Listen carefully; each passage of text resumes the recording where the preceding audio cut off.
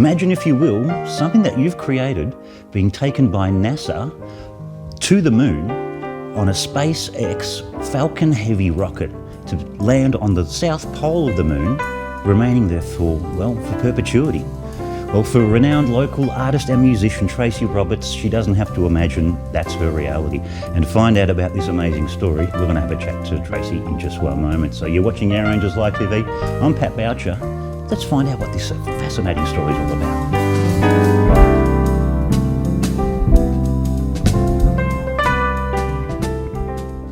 Tracey, thanks so much for joining us. Thank you. What a fascinating story. Tell us how your artwork ended up is in the process of going to the moon. It is an amazing story. I met a musician and author who has become a very good friend of mine, Beth Patterson, when we were doing a couple of music festivals here together in Australia. She was on tour back in 2015. We've kept in touch, and she is also an author. She works with a woman who is called Diana Thornton, who runs an e-magazine in the States called O-Muse. It's an arts and literary magazine. And Diana wanted to do an article on me and my synaesthesia and how the music and the art is all related. So Beth asked me if I'd like to do it and send 12 high-res images of my work across for this article, and so it became, which was great, and they selected one of the pieces of artwork for the cover as well, which was lovely, Autumn Uke. So that was that, and then not long afterwards, Beth contacted me and said, by the way, mate, your work's going to the moon. And I said, right. She goes, no, I'm serious. It's actually true. There's a Canadian physicist and author called Dr Samuel Peralta, whose passion project is to curate and gather the creative works of 50,000 people from around the planet, including authors, musicians, artists, scriptwriters. And he has arranged for it to go into a payload on the Polaris mission, amongst others, to go to the South Pole of the moon. And what happens is that the artwork actually gets reduced down to very, very small microscopic imagery on something akin to the size of a 5-cent piece. Yeah, wow. Yeah. They're called nanofiche discs, yeah. nickel plated, yeah. which allows them to be quite durable for at least 10,000 years, if not longer. That's phenomenal. And they're going up in a moon pod, which is like a little box that's attached to a lander, an Astrobotic Griffin lander, which will be on the rocket, the SpaceX rocket going up in October. Phenomenal. So it's happening in October. Yes. Fingers crossed. We hope. It has been delayed a few times, as often happens with space missions, and as they say, space is hard. Space is hard. Space is hard. I remember we shared the story initially just after COVID, and I've always wanted to do a follow-up, so I'm really excited that it's finally happening. Well, that's why I contacted you, because I remember that we did an interview like this years ago, talking about this when it happened, and it was due to go up not long afterwards, and it has been delayed a few times. COVID obviously had something to do with that as well, and various factors. I mean, it's tricky, Yeah. Now, Tracey, your artwork is really vibrant, and it's like, I love it. And you mentioned your synaesthesia. Just explain for our viewers, what is synaesthesia? Synaesthesia is this really cool thing that I enjoy. It's an involuntary joining of senses, essentially. So I see colours with music. You see colours I do. With music. In the back of my head there is always a colour overlay.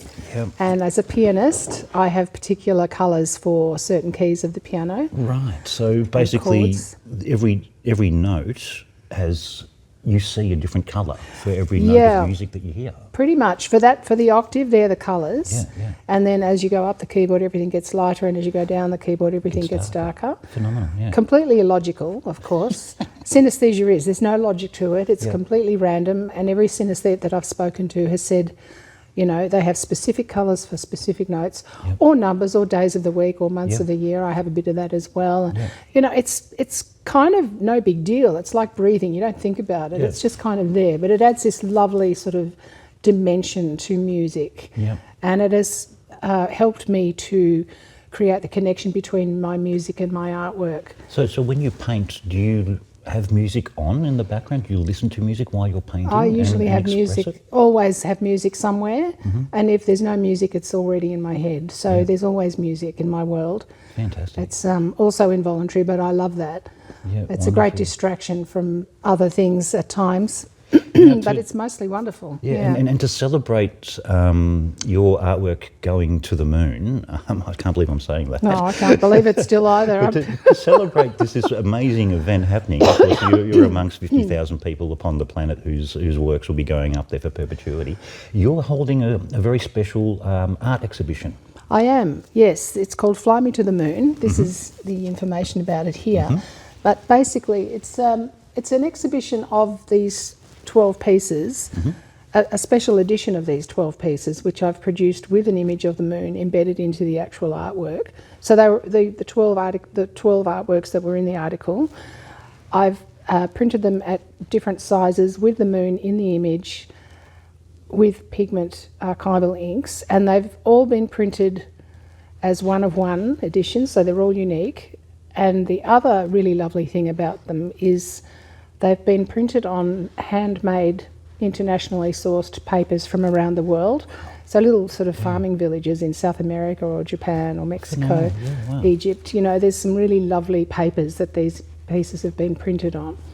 And they're going to be on exhibition at the MAGNET Galleries in Docklands in the city, starting next Friday. Actually, the opening is this Friday coming, the 10th of July. Goes for 3 weeks or so till the 2nd of August. Fantastic. Yeah, it's very exciting, and there'll be some artists' talks and also a concert. A concert as well? Yes. And what night is the concert on? That's Friday the 24th of July. Friday the 24th of July is the concert. So the exhibition opens up on the 10th of July all the way through to early August, of course, and you'll be performing at the concert? Yes, it'll be myself and one of my favourite drummers, Robert Mercer. Wonderful. So Robbie and I will be performing, and we're going to be doing a bunch of moon songs. So that's on the back of this little flyer, the Moon Songs concert information, and it is a try-booking event. Fantastic.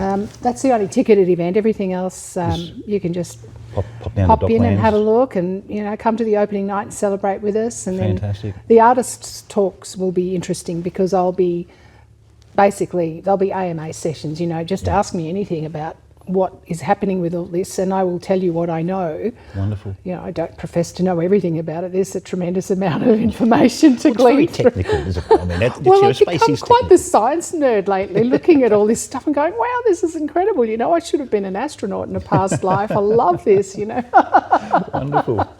Yeah, it's exciting. So, if our viewers want to find out more about your artwork, about the Lunar Codex mission, where's the best place that they can go online? Well, look, everything can be found at traceyroberts.com. There are links to the Lunar Codex website, which is the name of the project that Samuel has created. And there's a tremendous amount of information on that website, and all the technical information about the missions. And the nanofiche discs and the launches and all the frequently asked questions. They're all there. So that's a great website. And then, of course, there are a bunch of spin-off websites from that website as well. But you can get to everything from traceyroberts.com. Yeah, wonderful. Wonderful. Tracey, thank you so much for sharing this exciting update. T-minus, 3 months, 2.5 months on Well, counting. Fingers crossed, hopefully it doesn't get delayed again, but they are scheduled for October, and apparently everything's all looking good. Wonderful. At the moment. The launch window is in October, folks. Yes. So when you see the big Falcon Heavy rocket going up on the Polaris mission, Tracey Roberts' artwork will be attached to a lunar lander, which will be landing in the south pole of the moon. Yeah. In a wonderful little depository. Yeah, a little artwork. Time capsule essentially to show that during COVID, primarily this was his thing. He wanted to show that during COVID, which was one of the most difficult and challenging periods in modern history for humanity, that people still made art. You know, the creative spirit is stronger than ever and will continue to be that way for many years to come. wonderful. Yeah. And you're part of it, and you're part of a slice of I'm history. part of the mix, which is a real thrill and honour, and I'm delighted and amazed and, yeah. Brilliant. Pretty Tracey happy. Roberts, thank you so much for your time and comments and sharing the story. Of course, go to traceyroberts.com to find out more information. Check out the artwork, of course, at the MAGNET Galleries in Dockland, of course, as of the 10th of July till the 2nd of August. And, of course, we've got the Moon Songs happening on Friday, the 24th of July. Get your tickets online. There's a little... Try booking link. Yeah, try booking link I'll put up for you guys. So, as always, well, we're living, we're loving, and we're sharing, well, a little bit of space life here in the valley and the ranges, only on Yarra Ranges Live TV. Thanks for watching, guys. Thanks, Tracy. Thanks. 6, 5, 4, 3, 2,